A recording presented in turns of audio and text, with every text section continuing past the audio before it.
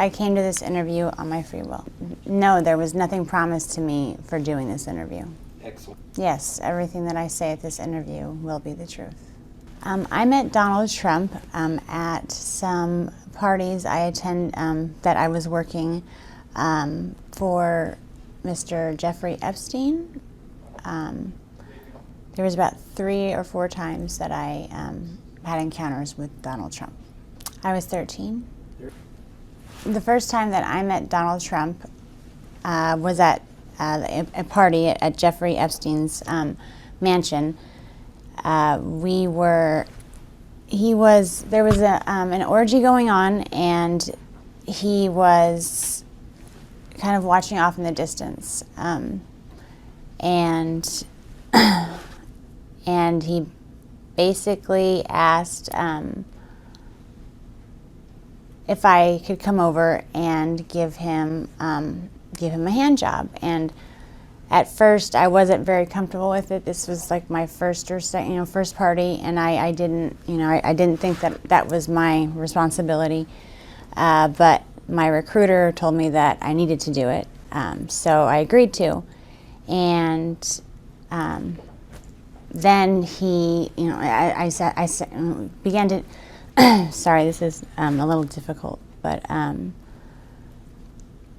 Before I gave him a hand job, he kind of slapped my hand away and said, you need to use a glove. And the recruiter ran over and handed me a glove and said, no one touches Mr. Trump's penis without a glove. So I needed to use a glove. I gave him a hand job, and then immediately after, he had an orgasm, he left, and I didn't see him again at that party. Jeffrey Epstein is a billionaire friend of Donald Trump's that was responsible for throwing the sex parties. I originally came to New York trying to be a model, and in my travels I met a girl named Tiffany there who was very interested in me and said that that's what she did, is that she helped girls, get what they wanted, and she could help me get into modeling. That she knew a lot of people that were higher ups, and that it would be no problem. And so that's why, but I would just basically have to come model at a couple of events and meet some people. It would be no sweat. So of course I went. That sounded like no big deal. And she was recruiting the girls to come to these parties, and they all looked. Most of them were, my age. There was, maybe a couple girls that were maybe 14 or 15, but it seemed to me like we were all very young. So, okay. Jeffrey Epstein knew that I was 13 years old. When he interviewed me, he asked me to get down to my bra, just my panties, and I thought that was weird, but modeling, maybe it was something about my figure. And he asked that I give him a massage. So then he asked me my age. He asked me, and I told him, told him that I was 13. I told him why I was there, and he basically said, "Well, you'll do. I'm sure that you'll fit pretty nicely here." And then he tried to. Basically slip himself inside of me, and I pushed him away, and I said, I'm because at that point in time I still believed that there was models, and then there was the girls that did that. Like, I thought there was a separation. So I told him that I wasn't interested in that, but he said that I would do. And as far as Donald Trump, he knew that I was 13, and I believe that Tiffany told him he seemed to take a liking to me because I was I was so young, and I was also a virgin. So I don't know. It seemed like he wasn't really into having girls that were liked by the other guys. He kind of, the whole glove. He kind of liked things to be his first. If that, for lack of a better term, but he was the one who wanted to get to a girl before everyone else did. Donald Trump knew that I was 13 because the first night that I was there, Tiffany actually suggested that, you know, she had a whole bunch of different wigs, and I expressed interest in them. You know, I always told her that I would love to walk around with blue hair, and so I tried some on, and there was a blonde wig that she said that looked great on me. So I wore that wig, and Donald Trump had specifically asked about me because I remind him of his daughter, and she said, well, she's 13 as well. So he knew the first time that he saw me, but he took a liking to me because I look like his daughter. The reason I'm coming out now is when it happened originally, I just wanted to forget about the whole incident. And when I saw that he was running for president, I felt that it was my responsibility to come out and tell our country what kind of man this person is. I don't think that he should even be the dog catcher, let alone running the greatest country in the world. After I met Tiffany at the bus station, she took me to, basically went to her house, her apartment, and got ready. I put on a blonde wig because it seemed fun to pretend to be someone different, but we went to the party that I was basically interviewing for, and Jeffrey Epstein was the one that was running the party. He had a quick meeting with everyone that was employed there, and then he had a private interview with me. The first time that I met Jeffrey Epstein, he did try to force himself inside of me without getting the go-ahead or anything, and then it was probably about the third or fourth party is when he basically forced, it was another massage, and it was basically like, it wasn't sex, but there was penetration, and I told him that I didn't want that, but he kind of got a little irritated. So I don't know, there was something about him that I guess I kind of held him, I held a lot of resentment towards him. By that time that happened, I kind of already started catching on that maybe I wasn't there for modeling, and maybe I was just getting used for things, and I felt that kind of held him responsible. I did receive money to go to these parties. After every party, I was paid by Mr. Epstein. There wasn't, out of all the girls that were there with me, most of them were 13, 14. I think the oldest one might have been 16, just turned 16. And she'd been there for a while. It was Tiffany. He liked to watch other people have sex. He's a germ, doesn't like germs, so he, rather than partaking, he just watches. So and Tiffany had informed him that I was the virgin, and so I was basically, so it was Tiffany who introduced us. Okay. Second time that I saw Mr. Trump was same scenario. He was onlooking at an orgy, and Tiffany came over to me and said that Donald Trump had requested that I perform oral sex on him, and I'd never done something like that with anybody, so I was a little nervous. So I walked up to him, and he was sitting there very proud, and I just kind of moved in that direction, and he kind of slapped me away and said, "What are you doing? You know, you need to put a condom on," like I was some dirty filth or something without a condom. Tiffany ran over and handed him a condom and apologized, profusely, and said that would never happen again. And she looked at me and scolded me basically like a child and said that, that's not how, Donald Trump always, anytime you touch his penis, it needs to have a condom on or a glove, and especially when it comes to performing oral sex.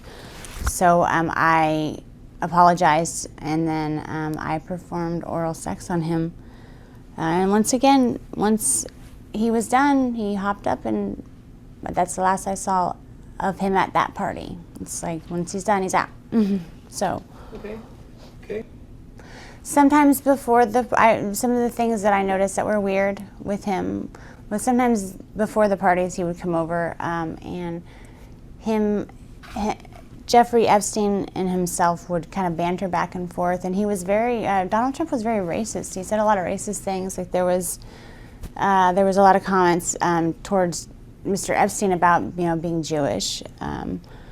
And called him a Jew bastard, so that he was cheap. And there was some words I didn't even understand. Something about his the shape of his penis being directly related to his mole. Or I'm not too familiar with the the Jewish traditions. So, but I'm pretty sure that whatever he was saying wasn't very nice. Also referred to, people of Hispanic or, Hispanic name, they called them spics. That was around the first time that the World Trade Center had gotten the bombed in the 90s. And he was, talking about the towel heads and how, we would just be better off if we, didn't let him in, or, basically got rid of every single one that was already here. And I felt, it made me really uncomfortable, really, really uncomfortable. He also loved to call black people niggers, and Arabic people he called sand niggers. The only time that he tried to give me some money was our last encounter together, where he acted out a rape fantasy.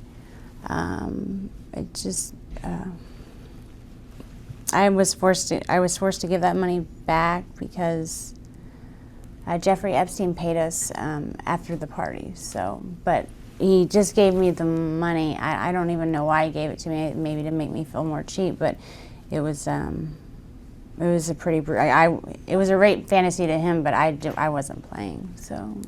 There was those 2 times, and then there was after the next thing that Tiffany approached me with was that he had a fantasy where he walked in on his maids basically making out, and that it was some type of fantasy for him. So she asked. I was at that point. I was like, I don't want to be involved with anything that has to do with him. But she's like, you were just basically the other one. So there's nothing that you will have to do. Just don't, he's requesting you to be involved. So I reluctantly, I felt like I didn't have a choice there. But it was basically he's walking in, his 2 maids. I was one of the maids. I was the white maid. And there was a Spanish girl, Maria, who was the Hispanic maid. And we were making out, and he walks in, and he gets really angry and threatens to call immigration on Maria if she doesn't come over and make things right and give him a blowjob. So while she is over there giving him a blowjob, I am just trying to, I'm supposed to look scared, like, oh no, and cleaning up things and pretending like I'm trying to go back to my job as a maid.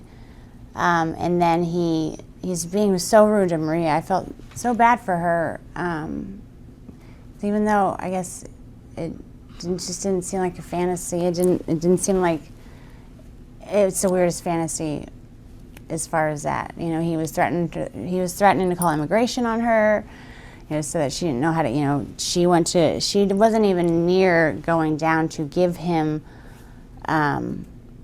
Perform oral sex on him before he slapped her away and said, what are you doing? You need to put a condom on, and she's trying to, I'm so sorry, and he's like, you can't even understand what you're saying, it just, speak English, he called her derogatory comments, and then he's like, you know what, you don't know what you're doing, have her come over and show you how it's done. And so I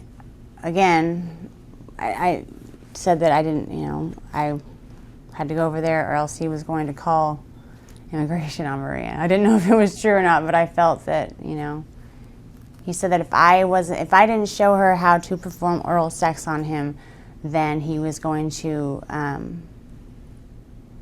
call immigration on her and then get rid of us both. It was anything that was in relation to him getting off or being satisfied or happy had to do with him being in power, but extreme power. And it's very hard to even. It was always intimidating when he was like that. It was always, you didn't really know if it was true or. Like if you refused to play along, would he really call immigration on Maria? Would he really get rid of us both? And I didn't even want to know what that meant. I always didn't. It wasn't a game. It just felt like it wasn't a game. Yeah. The one night that I had the blonde wig on, he mentioned that I looked like, that I reminded him of his daughter. And actually the maid fantasy, I didn't have a blonde wig on. I was trying to stay away from blonde wigs at the time. But he actually told Tiffany that that's what he wanted me to wear. Like he wanted it, and anytime I put it on, anytime I had it on and he'd see me, he would say, "Oh man, you look," and it wasn't like "Oh, you remind me of my daughter." It was this sick, evil, like, you remind me of my daughter. It was just this weird pleasure, sick smile. Like I don't even want to know what he was thinking about. I could imagine what he was thinking about. After the parties would end, we were to report to Mr. Epstein and basically tell him everything that happened, with who, what they liked, what they disliked, if there was any requests, if there was any talk about anything. That's what we told Mr. Epstein, everything. And then he paid us, and then we got to go home. And with me, I would either, I normally got taken to the airport, so to go back home. The fact that Trump has a chance to be the next president makes me feel disgusting inside. I've always been proud to be an American. I think we live in a beautiful country. But I just see him ruining everything. He's a horrible, what he portrays on the outside isn't even that great, but people don't even know the half of how evil, how sick and twisted that man is. I have a friend that's been my friend ever since the school year that I stopped going, the 8th grade. I confided her, and she knows all about it. She knows everything. I destroyed everything of any planes. I couldn't risk my dad finding out. And now I think I'm old enough to where at that point I didn't want to not be his little girl. I didn't want to lose my dad. Basically, I would never, as far as keeping proof of any of the trips, the only person, I never told my parents, there would be no there would be no good outcome of telling my parents. They would have grounded me. I would have never been allowed out of the house. My father would have come unglued. I did tell a friend, she's still my best friend to this day. She knows everything. She knows it all. I'm prepared to do whatever it takes to save the country that I believe that we have. I know what he does behind closed doors. If that's all, I'm willing to sacrifice my life to put our country back in the right, going maybe in some type of positive direction. Not even, there's no right or wrong, but a positive direction. This guy's not going to take us anywhere positive. As far as my life changing by coming out with this information, I've thought long and hard about whether or not I should. And I've gone back and forth. But I think that I think that the American people need to know what kind of man this person is. And if my life changes because of that, then so be it. But the American people need to know what they're dealing with. If I had the chance to talk to Donald Trump, I would run the other way. I'm scared of him like I've never been scared of anything else in my entire life. I can't explain it to you, but the fear of him even being in a next room, I have panic attacks. The last encounter that I had with Donald Trump, Tiffany approached me about a rape scene that was supposed to be played out, and I didn't like the sound of that at all. But Tiffany assured me that it wasn't going to be, if it was anything I wasn't comfortable with, we could stop. That she would be right there, and that it wouldn't get out of hand, and that it was a fantasy, like it wasn't really going to happen. And so I told her that I would.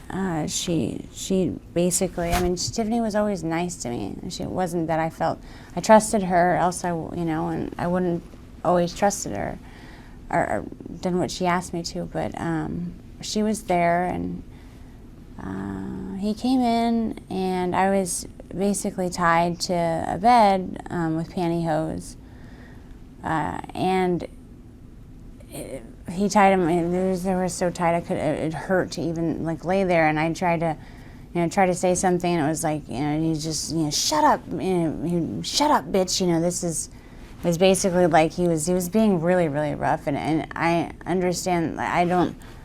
It just didn't seem like a fantasy. And I started to get scared, and he was, basically ripping my clothes off, and I was actually I got freaked out. I told him that I didn't want to do this. I screamed over for Tiffany. She was like, Mr. Trump, and she's only, this is scaring her. And he's like, oh, you shut up too. He just turned into this animal. It was like a completely different person. It was like everyone in the room was scared of him, and it was like I couldn't do anything about it. And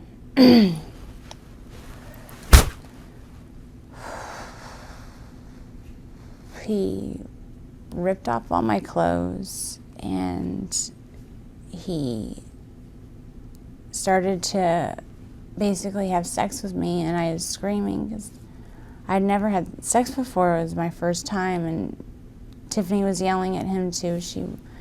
She was saying I was a virgin, and he told us to just shut the fuck up, and just basically took my virginity while I was crying and telling him to stop. And that's basically begging for him to just stop. And Tiffany didn't know what else to do either. No one was there to help us, or me. And so after the fact, he basically finishes it. It didn't take that long at all. But it was just, it felt like it was 5.5 hours. It felt like it was an eternity. I don't even know how long it was, but he was done, and I was crying, and Tiffany was consulting me, and she was, apologizing. She told me that she just never put me in that situation again. But he comes over mad because I was crying, and he said that I should be thankful that someone like Donald Trump took my virginity. He basically didn't say took my virginity. He said, I should be glad that someone like Donald Trump popped my cherry, and not some pimply little 14-year-old. And I just was like, what if I said, what if I get pregnant? Not even talking to him. I didn't want to talk to him. I was talking to Tiffany. And he said, well, you'll get an abortion then, bitch, and then just walked away. And I asked, I told Tiffany I needed to go home. I never went back again.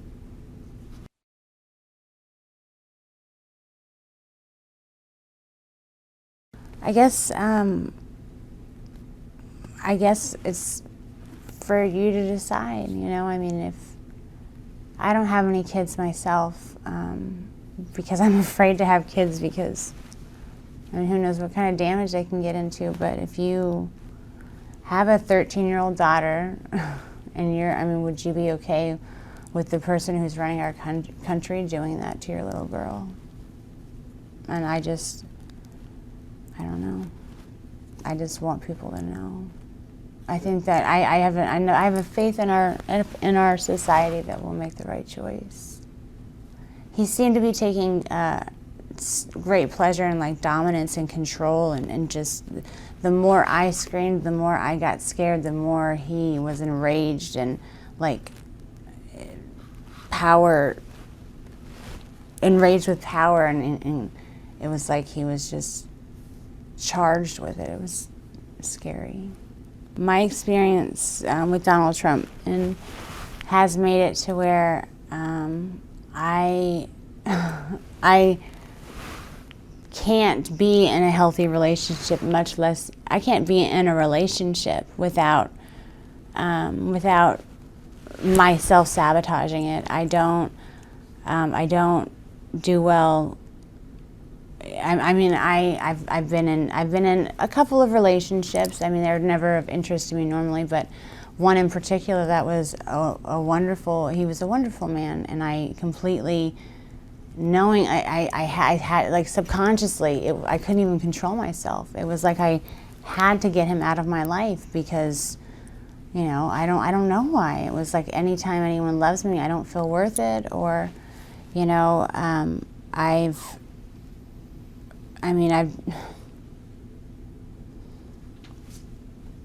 I don't even know how to explain it. Like I can have acquaintance guys that are acquaintances, but I just, anytime it's maybe someone expressed anything else besides that, I take some type of pleasure, I don't take pleasure in it, but subconsciously, whether I mean to or not, sometimes I've meant to. It's like I've purposely hurt their feelings just so they'll never talk to me again. Like I make sure that it's not ever a possibility. Donald Trump destroyed my feeling of self-worth and my self-esteem when it was still growing, like when it just bloomed. It hadn't even had a chance to experience anything. I have only spoken to one therapist about this just recently, actually. For a long time, I really tried to forget about it. Just tried very hard. But I've been to counseling for other things, and I went to counseling for the previous relationship that I was sabotaging, and my counselor said, something has happened to you where you need to deal with that. That's actually what kind of was like, He knew that there was something that had happened where I was sabotaging these relationships, but he said that it was my responsibility to deal with it, of course. This situation with Donald Trump has destroyed my self-esteem, and it's made it to where I feel like it's destroyed part of my life. The only healthy relationship I've completely demolished. And I love to choose the dysfunctional ones that I know I can just push away. After what happened with him, I can't trust a man ever again.